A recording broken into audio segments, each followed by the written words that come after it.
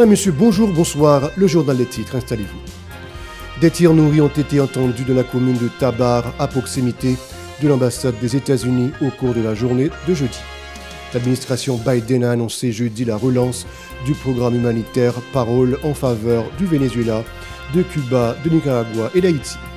La PNH a interpellé un policier ainsi que son épouse dans le cadre de l'enquête sur l'assassinat de la policière Nathaniel Medjin Michel survenue mercredi. Le commandant de la mission multinationale de soutien à la sécurité MMSS en Haïti a déclaré que les opérations des forces de l'ordre au bas de Delma se poursuivront jusqu'au démantèlement complet des foyers de gang. Un nouveau contingent de 600 policiers kenyans a entamé une formation depuis environ 15 jours pour son déploiement dans le cadre de la mission multinationale de soutien à la sécurité MMSS en Haïti.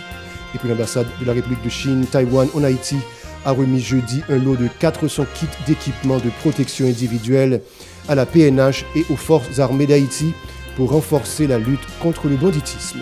La violence sexuelle à l'égard des femmes et des filles en Haïti a augmenté de plus de 40% entre mars et mai de cette année, selon l'agence onusienne UNFPA, qui précise que ce chiffre est en deçà de la réalité.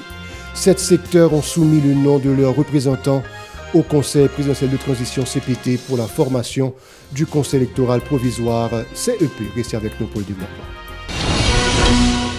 Madame, Monsieur, de retour, comme annoncé en titre, le PM Gary Coney a annoncé jeudi des décisions prises par le gouvernement visant à renforcer le développement des départements du Nord et du Nord-Est. Parmi ces initiatives, des suivis sont en cours avec la CODEVI pour l'électrification de la commune de Ouanamet ainsi que la relance de la centrale de Sainte-Philomène au Cap-Haïtien. De plus, un investissement de 24 millions de dollars est prévu pour la réhabilitation du port de Cap-Haïtien, la construction d'une nouvelle salle de départ de l'aéroport international du Cap-Haïtien ainsi que la construction du lycée de technique agricole René Théodore dans le Nord-Est. Dans le cadre de l'enquête sur l'assassinat de la policière Nathaniel Medjin Michel survenue mercredi dans la zone de Delma 75, la police nationale a procédé à l'arrestation du policier Jean Anderson Cantave, agent 2 affecté à l'unité départementale de maintien d'ordre Udmo de l'Ouest 1, ainsi que de son épouse Nathalie Michel, qui est également sœur de la victime. La Direction générale de la police nationale d'Haïti, DGPNH, a adressé ses sympathies à la famille et proches de la victime en promettant que ce crime ne restera pas impuni. Dans une note, l'institution policière a indiqué que la DCPJ a déjà ouvert l'enquête. En outre, 2 présumés bandits, Ruby Mortimé et Kenson Saint-Louis, opérant dans la section communale de Desormeaux à Jérémy, ont décidé mercredi de remettre à la police 3 armes à feu qu'ils avaient en leur possession. L'ambassade République de Chine Taïwan en Haïti a remis jeudi un lot de 400 kits d'équipement de protection individuelle à la PNH et aux forces armées d'Haïti pour renforcer la lutte contre le banditisme. Selon l'ambassadeur Wen Yankyu, les kits comprennent des casques par balles, des gilets par balles, des cagoules, des gants, des lunettes de protection entre autres. Par ailleurs, les ambassades des États-Unis et du Canada ont remis un lot de matériel de radiocommunication mercredi à la PNH dans le but de renforcer la lutte contre le banditisme. Le quotidien Miami Herald rapporte que l'administration Biden a annoncé jeudi que le département de la sécurité intérieure DHS a repris l'autorisation des voyages pour les Cubains, Nicaraguayens, Vénézuéliens et Haïtiens à rentrer aux États-Unis dans le cadre du programme de libération conditionnelle humanitaire.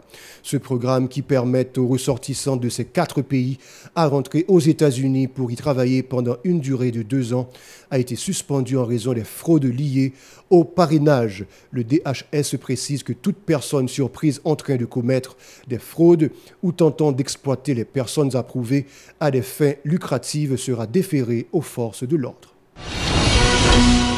L'unité de lutte contre la corruption USCC a tenu ce jeudi 29 août un atelier pour évaluer l'efficacité de la loi du 12 mars 2014 sur la prévention et la répression de la corruption.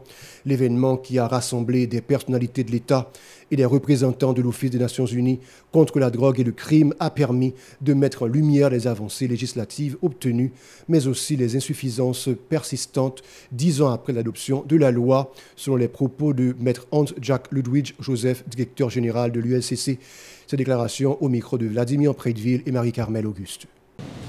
Ce présent diagnostic note des percées importantes effectuées en autorisant des dérogations particulières au droit commun qui s'avèrent être indispensables pour la bonne conduite des enquêtes relatives à des infractions de corruption généralement complexes.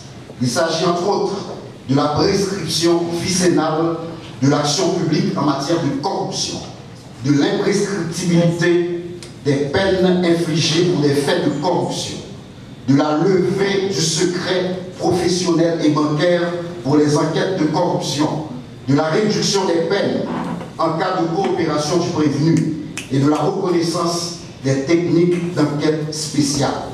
Ces dernières, par ailleurs, confortent et renforcent la légalité des interventions et des actes d'enquête posés par les agents assermentés de l'UNCC qui agissent à ce titre comme des officiers de police judiciaire et dont le mandat du directeur général qui leur est octroyé les confère le statut de gendarme anticorruption de l'État. La ministre déléguée auprès du Premier ministre, Mme Marie-Chantal Dumey, a exprimé son soutien à l'unité de lutte contre la corruption UNCC lors d'un récent atelier.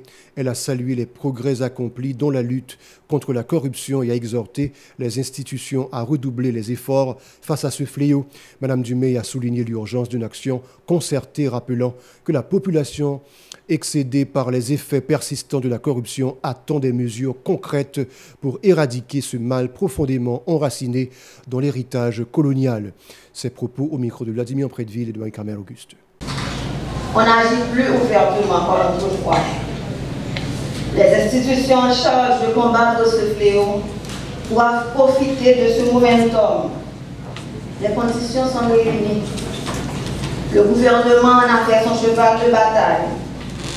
La population en a marre et demande d'agir. Elle se décide à coopérer. Les institutions doivent coordonner leurs actions pour attaquer de plein fouet ce mal, lourd héritage de la colonie. Au niveau du gouvernement, nous saluons le dynamisme et les efforts de l'UNCC pour remplir sa mission. Nous remercions aussi les partenaires qui accompagnent cette institution dans la grande lutte. Le niveau de violence sexuelle à l'égard des femmes et des filles dans le pays a augmenté de plus de 40% entre mars et mai de cette année. Selon l'agence onusienne UNFPA, le nombre de cas de viol et d'autres agressions sexuelles enregistrées est passé de 250 entre janvier et février à 1500 en mars. Entre avril et mai, 2000 cas supplémentaires ont été recensés. L'agence onusienne a indiqué que 75% des victimes sont des femmes adultes, 20% sont des mineurs et 61% des victimes sont des déplacés. L'UNFPA a souligné que ces chiffres sont en deçà de la réalité. Elle a lancé un appel de financement pour renforcer la santé reproductive dans le pays et soutenir ses victimes.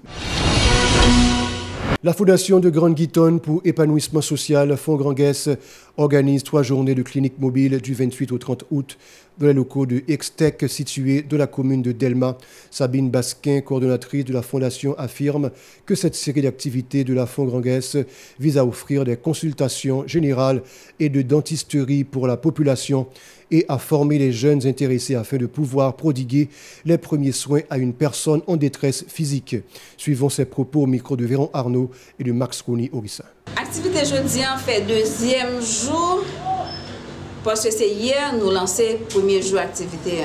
Jeudi on a fêté 3e anniversaire fondation et puis nous décidé d'offrir peuple Delma jeunes une formation en premier secours et puis nous avons clinique dentaire et clinique, nous faisons clinique mobile, nous avons un généraliste qui consulte et puis nous avons un dentiste qui prend soin bouche.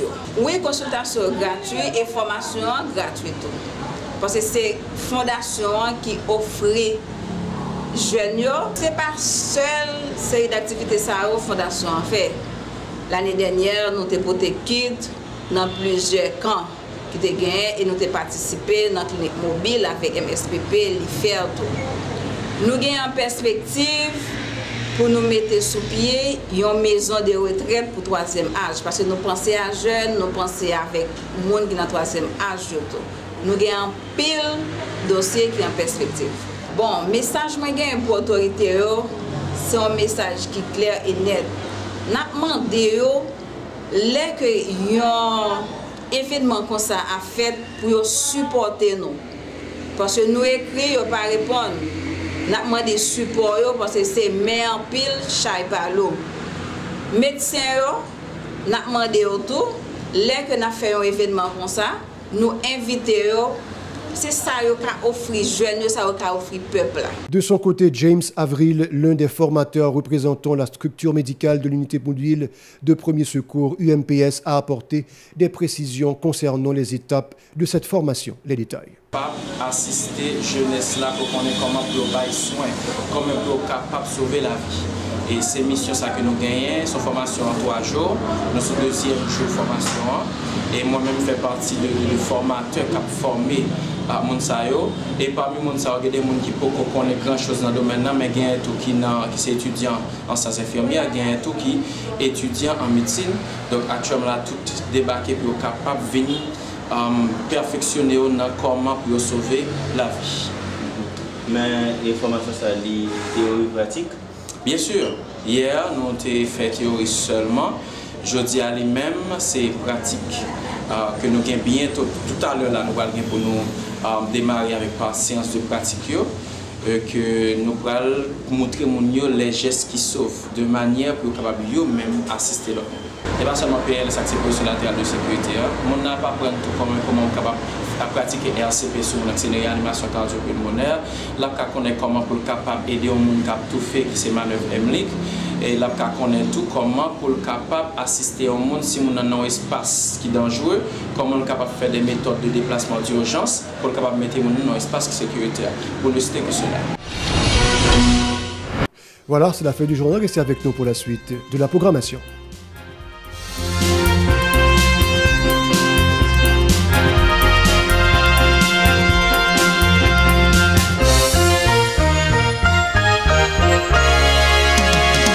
Si vous jugez que cette vidéo est intéressante, n'hésitez pas à liker et partager la vidéo. Et surtout, n'oubliez pas de vous abonner à cette chaîne et activer la cloche de notification pour ne pas louper aucune de nos vidéos.